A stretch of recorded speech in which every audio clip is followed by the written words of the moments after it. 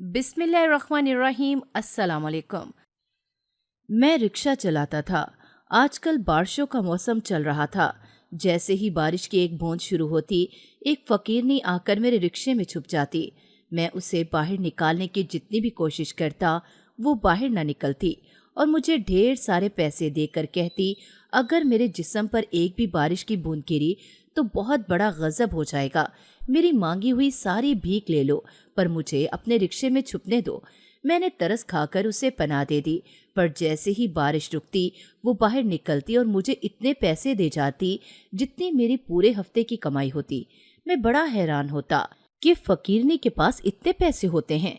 एक दिन उसी फकीरनी को मैंने बहुत बड़ी गाड़ी में देख लिया। उस दिन तो बारिश भी नहीं हो रही थी, तो मैं राज जानने के लिए उसका पीछा करने लगा। जब वो गाड़ी एक बहुत बड़े बंगले के सामने रुकी, तो मेरे पैरों तले से जमीन निकल गई। वो फकीरनी तो बहुत बड़ी। मेरा नाम हारिस है। मैं जिन माँ बाप के साथ रहता हूँ, मैं उनकी अपनी औलाद नहीं हूँ। उन्होंने मुझे पाला है। मेरे वालिदैन की कोई औलाद नहीं थी, इसलिए उन्होंने मुझे एक अस्पताल से गोद लिया था, जहाँ पर कोई औरत मुझे पैदा करते ही एक नर्स के हवाले करके चली गई थी कि किसी बे औलाद जोड़े को अगर ज़रूरत हो तो मुझे ले जाए। मेरी अम्मी ने मुझे इतना प्यार दिया है कि मैं अगर उठते बैठते और चलते फिरते भी अल्लाह का शुक्र अदा करता रहूं कि मेरा नसीब इन माँ बाप के साथ लिखा गया, तो भी वो सारा शुक्र कम होगा। पर फिर भी दिल में कहीं ना कहीं एक ख्वाहिश थी कि जिस माँ ने मुझे पैदा किया था, काश मैं जिंदगी में एक बार उसका चेहरा देख सकूं। पर ये कैसे मुमकिन था? ना तो मुझे उसका कुछ अता पता था और ना ही कभी मेरी अम्मी ने उसे देखा था। वो नर्स भी न जाने कब से शहर छोड़ चुकी थी या फिर दुनिया से ही चली गई थी। किसी को कुछ पता नहीं था। जब मैं 10 साल का था, तो एक दिन मेरी दादी ने मेरी अम्मी को औलाद ना होने की वजह से अब्बा की दूसरी शादी करवाने का कहा। तो मैंने अम्मा से पूछा, दादी ऐसा क्यों कह रही हैं जब मैं आपकी औलाद हूँ? तो अम्मी ने मुझे अपनी गोद में लेते हुए सारी हकीकत बताई थी। मुझे आज भी याद है, अम्मी मुझे बताते हुए कितना रोई थी। इतना तो वो कभी भी नहीं रोई थी। ये बात मेरे कानों में आग बनकर उतरी थी कि मैं अपनी अम्मी बाबा का असली बेटा नहीं हूँ। पर फिर भी मैंने अम्मी को यकीन दिलाया था कि वो अपने खानदान में जिनके भी सगे बेटे हैं, मैं उन सबसे बेहतर बेटा बनकर दिखाऊंगा। आपको चाहे ये दुनिया कुछ भी कहे, मुझे आप लोगों से अल्लाह ने मिलाया है। मेरी दुनिया और जन्नत आप ही से है। मेरी इन बातों से अम्मा का तो दुख शायद कम हुआ होगा, पर मेरे दिल पर जो क़यामत टूटी थी, वो मैंने किसी को महसूस तक न होने दी थी, ताकि मेरी अम्मी को कोई तकलीफ ना हो। मेरा 10 साल की उम्र में कच्चा दिमाग इस बात से इतना मुतासिर हुआ कि हर चीज़ से मेरा दिल उठ गया। मैं जो पहले पढ़ाई में काफ़ी अच्छा था, अब मुझसे पढ़ाई भी सही से ना होती। जितना भी दिल लगाता, बस यही ख्याल मेरे दिमाग पर हावी रहता कि आखिर मैं कौन हूँ, किसका बेटा हूँ, कहाँ से आया हूँ। पर मुझे कभी इन सवालों के जवाब न मिल सके। अम्मी बाबा ने मुझे पहले से भी ज्यादा मोहब्बत और तवज्जो देना शुरू की थी। अम्मी ने जब बाबा को दादी की कही हुई बात बताई, तो बाबा ने मेरे सर पर हाथ फेर कर बोला था कि मेरा इस दुनिया में एक ही बेटा है और यही मेरा वारिस है। मुझे इसके अलावा अब कोई औलाद नहीं चाहिए। बाबा का इस कदर प्यार देखकर मेरा दिल खुशी से झूम उठता। कितना फख्र था बाबा को मुझ पर कि वो एक बेटे के बाप हैं। मैं भी दिलो जान से उनकी खिदमत करता रहा। मेरी मौजूदगी में कभी अपने बाबा को कोई काम न करने देता, पर मैं अभी बच्चा था, इसलिए इनके जो भी अपनी उम्र के हिसाब से बनता वो ही करता। हम बहुत ज्यादा अमीर लोग तो नहीं थे, फिर भी बाबा की नौकरी से इतने पैसे आ जाते थे कि हमारा घर बहुत खुशहाली से चलता था। मेरे कपड़े और जूते हमेशा अपने चचा और पुप्पो के बच्चों से बेहतर होते थे। मेरी सारी चीजें सबसे अच्छी होती। खानदान के सभी बच्चे मुझ पर रश करते कि इकलौता बेटा होने की वजह से बाबा ने मुझे हर चीज दिलवाई थी, जिसके लिए सब बच्चे अपने माँ बाप से फरमाइशें करते रहते थे। अम्मा हर रोज मेरे लिए मेरी पसंद का खाना बनाती और मुझे अपने हाथों से खिलाती। 10 साल की उम्र तक मैंने एक बार भी अपने हाथ से खाना नहीं खाया था। मुझे तो अम्मी के हाथ से खाना ही पसंद था। जब मेरी उम्र 18 वर्ष हुई, तो अम्मी और बाबा ने मेरे लिए भी रिश्ता ढूंढना शुरू किया। वो चाहते थे कि जल्द अज जल्द मैं भी अपना घर बसा लूं, और फिर मेरे लिए बाबा ने अपनी बहन के घर रिश्ता भेजा, जो पुप्पो ने अब्बू की खातिर जल्द ही कबूल कर लिया। امی بابا چاہتے تھے کہ وہ اپنی زندگی میں ہی مجھے اپنے خاندان کے ساتھ رشتے میں جوڑ دیں تاکہ ان کے بعد مجھے کوئی تکلیف نہ ہو۔ ہمارے رشتے کے بعد جلد ہی شادی کی تیاریاں بھی ہونے لگی۔ میری اماں بہت خوش تھیں اور سارا دن کپڑے، زیور اور دیگر شادی کی چیزیں بنوانے میں مصروف رہتیں۔ بابا بھی ان دنوں ریٹائرمنٹ کا سوچ رہے تھے اور بابا چاہتے تھے کہ شادی سے پہلے مجھے بھی کسی کاروبار میں لگا دیں اور مجھے اپنے پیروں پر کھڑا کر دیں تاکہ میں کسی کا محتاج بھی نہ رہوں۔ شادی کے دن تک امی کاموں میں لگی ہوئی تھیں۔ بابا مجھے 2-3 جگہ کام کے سلسلے میں لے کر گئے تو ان میں سے ایک جگہ پر مجھے اچھی نوکری بھی مل گئی، جہاں سے مجھے کچھ تجربہ حاصل کروا کے پھر بابا اپنا کاروبار شروع کروانے والے تھے۔ بابا کا کہنا تھا کہ ان کی ریٹائرمنٹ سے ملنے والی رقم وہ میرے مستقبل کے لیے کاروبار میں لگانا چاہتے ہیں، پر پہلے مجھے کسی جگہ کام کا تجربہ کروا لیں۔ ساتھ ہی ساتھ میری پڑھائی بھی چل رہی تھی کہ ایک دن اچانک بابا کو ڈیوٹی کے دوران دل کا دورہ پڑا اور وہ ہم سے جدا ہو گئے۔ پتہ نہیں بابا کو کوئی پریشانی تھی یا میرے مستقبل کی فکر، ان کو اسی وجہ سے یہ دورہ پڑا کہ یہ حادثہ ہو گیا، ورنہ وہ صبح تک تو بالکل ٹھیک تھے اور ہنستے بولتے گھر سے نکلے تھے۔ بابا مجھے سنبھالنا سکھاتے سکھاتے خود اس دنیا سے چلے گئے تو میرے جیسے پاؤں سے زمین ہی نکل گئی۔ بھلا میں اپنے بابا کے بنا کیسے سنبھل سکتا تھا؟ میری تو دنیا ہی اجڑ گئی۔ اپنے سگے ماں باپ کے بارے میں سوچنا کچھ کم ہی کیا تھا کہ یہ سہارا بھی چھن گیا۔ پتہ نہیں میں کیسا نصیب لے کر پیدا ہوا تھا جو ہر رشتہ ہی مجھے آدھے راستے میں چھوڑ جاتا۔ بابا کا دکھ اتنا شدید تھا کہ جو دھیان میں تھوڑا بہت پڑھائی پہ لگا پاتا اب وہ بھی چھوڑ دیا تھا۔ اماں کی حالت تو مجھ سے بھی خراب تھی، انہیں دنیا جہاں کی کوئی خبر نہیں تھی، وہ بس روتی اور بابا کو پکارتی رہتی، جنہیں دیکھ کر میرا دل مزید ٹوٹ جاتا۔ وہ ایسی حالت میں تھیں جس میں انہیں کسی مضبوط سہارے کی ضرورت تھی اور میرے علاوہ کوئی بھی نہیں تھا جو ان کا سہارا بنتا۔ میں خود بابا کے صدمے سے ٹوٹا ہوا تھا کہ اچانک پپھو نے بھی ہم سے رشتہ توڑ دیا، انہوں نے اپنی بیٹی کا کہیں اور کر دیا۔ مجھے اس بات کا تھوڑا دکھ ہوا، پر اماں کو یہ صدمہ بہت لگا کیونکہ وہ کتنے دل سے میری شادی کروانا چاہتی تھی، پر جو ہوا سو ہوا۔ میں اب اماں کو مزید تکلیف میں نہیں دیکھنا چاہتا تھا، اس لیے میں نے فیصلہ کیا کہ میں اماں کو ان لوگوں سے دور لے جاؤں جہاں وہ ان سب کی باتوں سے پریشان نہ ہوں، اور میں اماں سے مشورہ کرنے آیا تو وہ بھی مان گئی اور ہم نے اپنا سامان پیک کر لیا۔ میں نے ٹرین کے ٹکٹ کٹوائے اور ہم اگلے ہی دن کراچی کے لیے نکل گئے۔ یہ گھر ہم نے بعد میں کرائے پر دینے کا سوچا تھا، پر ابھی اس کو بند کر کے جا رہے تھے۔ کراچی میں اماں کا میکا بھی تھا، اس لیے میں نے سوچا کہ وہ اپنوں کے قریب رہیں گی تو اچھا محسوس کریں گی، اور ہمارا یہ فیصلہ بہت اچھا ثابت ہوا۔ ہم نے کراچی کے لیے روانگی کی خبر پہلے ہی اماں کے گھر والوں کو دے دی تھی، اس لیے ہمارا وہاں پہنچنے سے پہلے ہی وہاں اسٹیشن پر میری خالہ اور ایک ماموں امی کو لینے کے لیے موجود تھے۔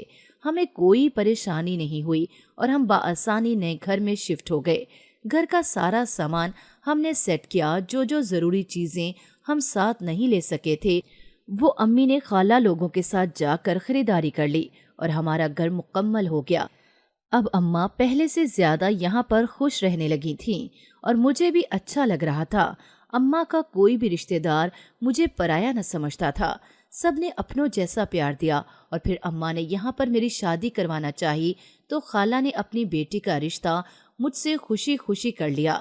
شادی کی تیاری کرنے میں زیادہ مشکلات پیش نہیں آئیں کیونکہ اماں نے بہت ساری تیاریاں پہلے ہی کر رکھی تھیں اور ہم نے بہت بڑی تقریب بھی نہیں کرنی تھی، بس کچھ ہی قریبی رشتہ داروں کو دعوت بھیجی تھی جن میں بابا کا اور امی کا خاندان ہی تھا بس۔ اور اس دفعہ امی پہلے والے رشتے سے بھی زیادہ خوش تھیں کہ ان کو اپنی بہن کے ساتھ رشتہ مل گیا تھا، پر میرا دل اب بھی بابا کے رشتہ داروں سے اچھے تعلقات بنانے کا کر رہا تھا، پر ان لوگوں نے شادی میں آنا بھی ضروری نہ سمجھا، صرف ایک بچہ اور دادی کے علاوہ کوئی بھی نہ آیا۔ ہماری شادی بھی خیر و عافیت سے ہو گئی تو امی کو پھر میرے بچے دیکھنے کا شوق لگ گیا۔ اب زندگی بہت ہی زیادہ پرسکون تھی، بس امی کی یہی خواہش تھی جو جلد ہی پوری ہونے والی تھی کیونکہ میری بیوی پہلے ہی ماں امید سے ہو گئی۔ امی کو تو جیسے جینے کا نیا آسرا مل گیا تھا، سارا دن اپنے پوتے کی باتیں کرتی نہ تھکتی۔ میں تو امی کا اس بات دوران کھلکھلاتا چہرہ دیکھ دیکھ کر خوش ہوتا رہتا۔ زندگی کے دن اپنی رفتار سے چلتے ہوئے بہت تیزی کے ساتھ گزر رہے تھے اور میرے گھر میں پہلے بیٹے کی پیدائش ہوئی تو دنیا ہی بدل گئی۔ اب ایسا لگتا زندگی کے سب دکھ دردوں کا علاج اللہ نے ہمارے بچے سے کر دیا تھا۔ گھر کی چہل پہل دیکھنے لائق تھی۔ میری امی سارا دن بچے کے ساتھ ہنستی بولتی رہتی تو میری بیوی گھر کے کام کاج بہت خوش اسلوبی سے سر انجام دیتی۔ وہ دونوں ساس بہو کم اور دوستیں زیادہ لگتی تھی۔ میں اپنی بیوی کی اس لیے بھی بے پناہ عزت اور اس سے محبت کرتا تھا کیونکہ اس نے امی کو بہت خوش رکھا ہوا تھا۔ وہ امی کو ذرا سا اداس کیا دیکھ لیتی تو ان کے پاس بیٹھ کر اتنی باتیں کرتی، مذاق کرتی، ان کو ہنسانے لگ جاتی یا پھر ان کی گود میں بچہ دے کر کہتی، آپ کا پوتا آپ کے بنا ایک پل نہیں رہ پاتا، اب آپ ہی اس کو سنبھالیں، جس سے امی اپنی ساری اداسی ہی بھول جاتی۔ میں دن رات ایک کر کے کسی نوکری کی تلاش میں لگا ہوا تھا، پر بہت محنت اور کوشش کے بعد بھی کہیں اچھی نوکری نہ ملی تھی۔ شاید اس کی ایک وجہ یہ بھی تھی کہ میں آگے پڑھ نہیں سکا تھا۔ میری زندگی کی سچائی، حالات اور پھر بابا کے گزر جانے پر یہ سب میرے دماغ پر بہت اثر انداز ہوئے تھے۔ ان سب باتوں سے میں اپنے بچے کی پیدائش کے بعد ہی نکل سکا تھا اور اب میں اس کے لیے ایک بہتر باپ بننا چاہتا تھا، اس لیے میں نے اچھے کام کی تلاش میں دن رات ایک کر دیے۔ گھر تو آج بھی بابا کی نوکری سے امی کو ملنے والی پینشن پر ہی چل رہا تھا، پر اب مجھے اپنی ذمہ داریوں کا احساس بھی شدت سے ہو رہا تھا۔ ایک دن میں حسب معمول کام کی تلاش سے ناکام گھر پہنچا تو امی صحن میں ہی میرے بیٹے کو اپنی گود میں سلانے بیٹھی ہوئی تھی۔ شفق میری بیوی سامنے کچن میں کھانا پکا رہی تھی۔ امی نے مجھے اپنے پاس بلایا اور بیٹھنے کو کہا۔ میں وہیں پر امی کے پاس چارپائی پر بیٹھ گیا۔ میری بیوی پانی کا گلاس ہاتھ میں لیے آئی اور وہ بھی ہمارے ساتھ ہی بیٹھ گئی۔ امی نے میرے چہرے پر مایوسی کو بھانپ لیا اور پریشانی کی وجہ پوچھی تو شفق ان سے مخاطب کرتے ہوئے بولی، امی یہ بہت دنوں سے جگہ جگہ نوکری کی تلاش میں انٹرویو دیتے پھر رہے ہیں پر ابھی تک کہیں سے امید نہیں ملی۔ تو امی نے کہا کہ کیا ضرورت ہے اس طرح کی تکلیفیں اٹھانے کی، بھلا تمہارے بابا نے جو اپنی ریٹائرمنٹ کے پیسے تمہارے کاروبار کے لیے رکھے تھے وہ کس دن کام آئیں گے۔ یہ کہہ کر امی نے مجھے کہا، کل صبح چیک مجھ سے لے لینا اور جتنے بھی پیسے چاہیے تم کوئی اچھا کاروبار شروع کرنا۔ بابا نے بھی یہی کوشش کی تھی کہ میں کوئی کاروبار سیکھ لوں، پر مسلسل بدلتے حالات کی وجہ سے میں سیکھ نہ سکا۔ میں نے امی سے کہا کہ ابھی آپ یہ پیسے اپنے پاس ہی رکھیں، میں کچھ لوگوں سے مشورہ کر کے پتہ کروں گا کہ کون سے کاروبار میں پیسے لگانا ٹھیک رہیں گے، پھر سوچ سمجھ کر اچھی جگہ سے کاروبار شروع کریں گے۔ امی نے ابھی تک وہ پیسے محفوظ کیے ہوئے تھے کیونکہ گھر میں کسی چیز کی کوئی کمی نہیں تھی۔ اگلے دن میں صبح ناشتہ کر کے ماموں سے ملنے چلا گیا کہ ان سے کوئی مشورہ کر سکوں، تو ماموں نے مجھے اپنے کچھ دوستوں سے ملوانے کا کہا جن کے بہت اچھے کاروبار کامیابی کے ساتھ چل رہے تھے۔ ان کی طرف جانے کے لیے ہم ابھی گاڑی میں بیٹھے ہی تھے، گاڑی سٹارٹ ہونے سے پہلے ہی شفق کا فون آیا تو میں نے سوچا اللہ خیر کرے اتنی جلدی وہ فون کرتی نہیں، اگر میں کہیں باہر جاؤں اور گھر واپس آنے میں دیر ہو جائے تبھی فون کر کے پوچھتی ہے کہ کیوں دیر ہوئی، پر آج تو گھر سے نکلے آدھا گھنٹہ ہی ہوا تھا، ضرور کوئی ایسی ہی بات ہے جس کی وجہ سے اس نے فون کیا ہوگا۔ میرے دل میں بہت سارے خیال ایک ساتھ ہی آ گئے تھے اور میرا ڈر سچ ثابت ہوا۔ شفق نے میرا دل دہل دینے والی بات بتائی اور میں نے کانپتے ہوئے ہاتھوں کے ساتھ گاڑی بڑی تیزی سے گھر کی طرف موڑی تو ماموں جو میرے ساتھ گاڑی میں ہی بیٹھے تھے انہوں نے پوچھا، کیا ہوا ہے، خیریت تو ہے نا؟ میں نے انہیں شفق کی بتائی ہوئی بات بتائی کہ امی کے سینے میں شدید درد اٹھا ہے اور وہ تکلیف کے باعث بے ہوش ہو گئی ہیں۔ شفق نے جلدی سے گھر پہنچنے کا کہا ہے۔ ہم گھر پہنچے تو امی صحن میں ہی چارپائی پر بے ہوش پڑی تھیں۔ میں جو امی پر ایک تنکے کی تکلیف بھی برداشت نہیں کر سکتا تھا، انہیں اس حال میں دیکھ کر شدید صدمے میں چلا گیا تھا۔ ماموں نے کچھ ہمت بندھائی اور ہم نے فوراً امی کو گاڑی میں لیا اور ہسپتال پہنچے۔ ڈاکٹروں نے امی کا جلدی معائنہ کیا اور انہیں اندر لے کر گئے۔ میں باہر ہی ان کے جواب کا انتظار کرنے لگا۔ آنکھوں کے سامنے ابو کے گزر جانے والا وقت گھومنے لگا۔ میں شدید خوف میں تھا، پر شکر ہے ماموں ساتھ تھے اور انہوں نے حالات کو سنبھالا ہوا تھا۔ پر ڈاکٹر باہر آئے تو انہوں نے بتایا کہ امی کو دل کا دورہ نہیں بلکہ چھاتی میں شدید درد کی وجہ سے بے ہوش ہوئی ہیں۔ شاید یہ چھاتی کا کینسر ہو سکتا ہے، پر یقینی بات کچھ ٹیسٹ کرنے کے بعد ہی پتہ چلے گی۔ یہ بات سن کر میرے پیروں کے نیچے سے زمین نکل گئی اور میں مسلسل امی کی صحت یابی کے لیے دعائیں مانگنے لگا۔ ڈاکٹر نے ٹیسٹ لکھ کر دیے اور ان پر آنے والے خرچے سے بھی آگاہ کیا اور بتایا کہ ٹیسٹ ہونے کے بعد ہی علاج شروع ہوگا۔ ابھی صرف درد پر قابو پانے والی دوائیں ہی دی جا رہی ہیں اور امی کو ہسپتال میں ہی داخل کر لیا۔ میں خود امی کے پاس جا کر بیٹھ گیا جو ابھی تک نیند کی حالت میں تھی۔ ان کو شاید انجیکشن دیے گئے تھے اور ماموں کو شفق کے پاس بھیج دیا کہ امی کا دیا ہوا چیک لے کر کیش کروا لیں۔ اگلے 2 گھنٹے میں امی کے پاس ہی بیٹھا رہا۔ تب تک ماموں رقم لے کر آ گئے۔ ڈاکٹر نے امی کے خون کے ٹیسٹ کے سیمپلز پہلے ہی بھیج دیے تھے جن کی رپورٹ 24 گھنٹوں کے بعد ہی آنی تھی۔ ادھر شفق کا رو رو کر برا حال ہو گیا تھا۔ خالہ اس کے پاس آ گئی تھیں پر امی ہی ہیں جنہوں نے ہم دونوں اور ہمارے بچے کو سنبھالا ہوا تھا۔ ان کے بغیر ہماری زندگی کا کوئی تصور ہی نہیں تھا۔ اگلے دن رپورٹیں آئیں تو وہی نکلا جس کا ڈر تھا۔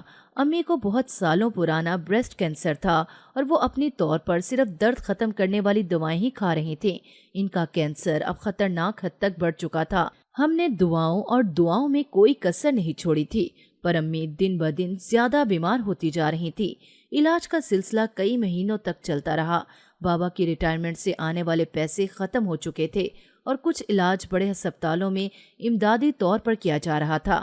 امی کی طبیعت کچھ سنبھلی تو ہم انہیں گھر لے کر آئے جہاں وہ مسلسل زیر علاج تھیں۔ میرے لیے گھر کا خرچ چلانا بہت مشکل ہو گیا تھا۔ میں بڑی سخت محنت کر کے بھی بیوی اور بچے کے خرچے پورے نہیں کر پا رہا تھا، اس لیے دن میں نوکری سے فارغ ہونے کے بعد شام کو کچھ وقت رکشہ چلا لیتا تو کچھ پیسے مل جاتے۔ اسی طرح میری زندگی کا معمول چل رہا تھا کہ اچانک بارشوں کا موسم آ گیا۔ اس دفعہ بارشیں اتنی شدید تھیں کہ رکشے سے کوئی کمائی نہ ہوتی۔ میری نوکری سے ملنے والی تنخواہ ملتے ہی اخراجات میں پوری ہو جاتی تھی، باقی مہینے کے دن رکشے سے آنے والی کمائی سے پورے ہوتے تھے۔ پر کچھ دنوں سے یہ بالکل ہی بند تھا کہ ایک دن ہلکی ہلکی بارش کے دوران میں جیسے ہی رکشہ لے کر نکلا تو ایک فقیرنی آ کر میرے رکشے میں جھٹ سے دروازہ کھول کے بیٹھ گئی۔ وہ اتنی تیزی سے بنا پوچھے بیٹھی کہ میں حیران ہو گیا اور اس سے پوچھا کہ اماں کہاں جانا ہے؟ وہ بولی بس یہیں پر رک جاؤ، بارش ہونے والی ہے اور مجھے بارش کی بوندوں سے سخت تکلیف ہو جاتی ہے، رک جا میں چلی جاؤں گی۔ میں اسے منع نہ کر سکا کیونکہ وہ میری امی کی عمر کی تھی اور ان دنوں امی کی تکلیف دیکھ کر میں بہت حساس ہو چکا تھا۔ بارش رکی تو فقیرنی رکشے سے اترتے ہی میرے ہاتھ میں پیسوں سے بھری ایک تھیلی تھما کر یہ کہتے چلی گئی کہ یہ لو اپنا کرایہ۔ وہ اتنی تیزی سے بھاگ گئی کہ میں پیسے گن بھی نہ سکا، پر جب گنے تو وہ اتنے زیادہ تھے کہ میرے رکشے کی پورے ہفتے کی کمائی تھی۔ اب ہر روز ایسا ہی ہونے لگا کیونکہ بارش بھی روز ہی ہو رہی تھی۔ میں جس بھی گلی میں ہوتا وہ اچانک وہاں پہنچ جاتی اور رکشہ روک کر اس میں بیٹھ جاتی، پھر ہمیشہ ہی ڈھیر سارے پیسے دے جاتی۔ مجھے بہت حیرت ہوتی، فقیرنی کے پاس اتنے سارے پیسے کیسے آ جاتے ہیں؟ وہ مجھے کوئی اور مخلوق لگتی تھی جو ہمیشہ ہی میری مدد کرنے پہنچ جاتی تھی، پر اس کے دیے ہوئے پیسے میرے بہت کام آ جاتے تھے۔ پر دل میں ایک وہم سا تھا کہ کہیں وہ سچ میں کوئی غریب نہ ہو اور یہ پیسے اس کی محنت کی کمائی ہوئی رقم نہ ہو، تو اس کو بھی تو ان کی اتنی ہی ضرورت ہوگی۔ نہ جانے اس کو بارش کی بوندوں سے کیا مسئلہ تھا جس کی وجہ سے وہ میرے رکشے میں آ کر چھپتی تھی۔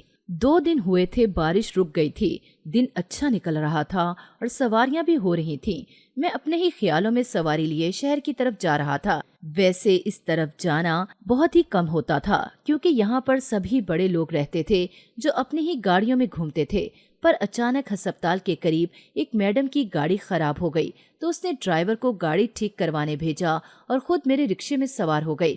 میں اس کو لے کر اس طرف آیا تھا کہ اچانک میری نظر ایک گاڑی میں بیٹھی عورت پر پڑی۔ مجھے اپنی آنکھوں پر یقین نہ ہوا، یہ تو وہی فقیرنی تھی۔ اس بار تو اس کے رنگ ڈھنگ ہی الگ تھے، وہ بڑی میڈم بنی بیٹھی تھی۔ میں نے سوچا آج تو بارش بھی نہیں ہو رہی کہ یہ کسی کی گاڑی میں پناہ لینے بیٹھی ہو، یقیناً اس بات میں کوئی راز ضرور ہے۔ میں نے بھی سواری کو اپنی منزل پر اتارا اور اس فقیرنی کو دیکھنے رک گیا۔ وہ گاڑی سے اتر کر ایک بہت بڑے بنگلے میں داخل ہو گئی تو میں بھی اس کے پیچھے پیچھے جانے لگا، پر مجھے گیٹ پر ہی وہاں کے چوکیدار نے روک لیا اور جانے نہیں دیا۔ میں اس کے ساتھ لڑنے لگا کہ میں اس میڈم کو جانتا ہوں، پر وہ یقین کرنے کے لیے تیار ہی نہیں تھا کہ میڈم کسی رکشے والے سے بھی مل سکتی ہیں۔ ہمارا آپس میں کافی شور مچ گیا تو وہ فقیرنی یا پھر میڈم بھی آواز سن کر دیکھنے آ گئی اور مجھ پر نظر پڑتے ہی وہ فوراً مجھے ساتھ لے کر اندر چلنے لگی۔ میں نے ایک نظر چوکیدار کو دیکھا جو بڑا حیران ہو چکا تھا پھر اس عورت نے مجھے سامنے بٹھا کر ایک ایسی بات کہی جسے سننے کے بعد میرے اوسان خطا ہو گئے۔ اس نے بتایا کہ میں ہی تمہاری اصل ماں ہوں جس نے تمہیں ہسپتال میں چھوڑا تھا۔ وہ میری ایک مجبوری تھی۔ میرا شوہر جو اس وقت مجھ سے شادی کرنا چاہتا تھا جب میں کسی اور کی بیوی بن چکی تھی اور تم پیدا ہونے والے تھے، تو میرے گھر والوں نے مجھے مجبور کر دیا کہ میں تمہیں پیدا نہ کروں، پر میں نے ان سے وعدہ کیا کہ میں بچہ پیدا ہوتے ہی ہسپتال میں چھوڑاؤں گی اور کسی کو بھی پتہ نہ چلے گا کہ میں ایک بچے کی ماں ہوں۔ پھر میں نے تمہیں اس نرس کے حوالے کیا اور خود مجبوراً دوسری شادی کر لی، پر میں نے ساری زندگی تم پر اپنی نظر رکھی ہوئی تھی، کبھی تم سے غافل نہ ہوئی تھی۔ تم نے حالات کا بہت اچھی طرح سے سامنا کیا، پر اب جب تم مجبور ہو گئے اور رکشہ چلانے لگے تو میرے پاس تمہاری مدد کرنے کے لیے اس کے علاوہ کوئی طریقہ نہیں تھا۔ آخر ماں ہوں، کیسے تمہیں غربت سے لڑتے ہوئے دیکھ کر برداشت کر سکتی ہوں؟ میں نے ساری زندگی جس کا چہرہ دیکھنے کی تمنا کی، آج وہ ماں میری آنکھوں کے سامنے تھی۔ انہوں نے مجھے گلے سے لگایا، بہت پیار دیا اور بولی کہ میرے پاس آ جاؤ، یہاں کسی چیز کی کوئی کمی نہیں، یہ سب کچھ میرے بعد تمہارا ہے، کیونکہ میرے شوہر اس دنیا سے جا چکے ہیں اور میری ان سے کوئی اولاد نہیں تھی، پر میرا دل اب بھی اپنی سمی کی طرف کھینچا ہوا تھا جنہوں نے مجھے زندگی بھر پیار دیا تھا۔ میں بھاگتا ہوا وہاں سے نکل آیا اور گھر آ کر اپنی امی کے قدموں میں بیٹھ گیا۔ امی کی طبیعت پہلے سے کافی بہتر تھی۔ انہوں نے مجھے اٹھا کر ہمیشہ کی طرح اپنے پاس بٹھایا اور میرا چہرہ دیکھتے ہی میرے دل کی بات سمجھ گئیں۔ یہی امی تھی جو مجھے ایک نظر دیکھتے ہی میرے دل کی کیفیت جان لیتی تھی، اور آج بھی ویسا ہی ہوا تھا۔ میں ان سے یہ چھپا نہیں پایا اور بتا دیا کہ مجھے جس طرح پیدا کرنے والی ماں ملی اور میں انہیں چھوڑ کر بھاگ آیا ہوں، مجھے زندگی آپ کے ہی قدموں میں گزارنی ہے، چاہے کسی سے کوئی بھی رشتہ ہو، پر مجھے سب سے بڑھ کر آپ ہی عزیز ہو۔ سچ میں میری امی کا دل سمندر سے بھی بڑا تھا۔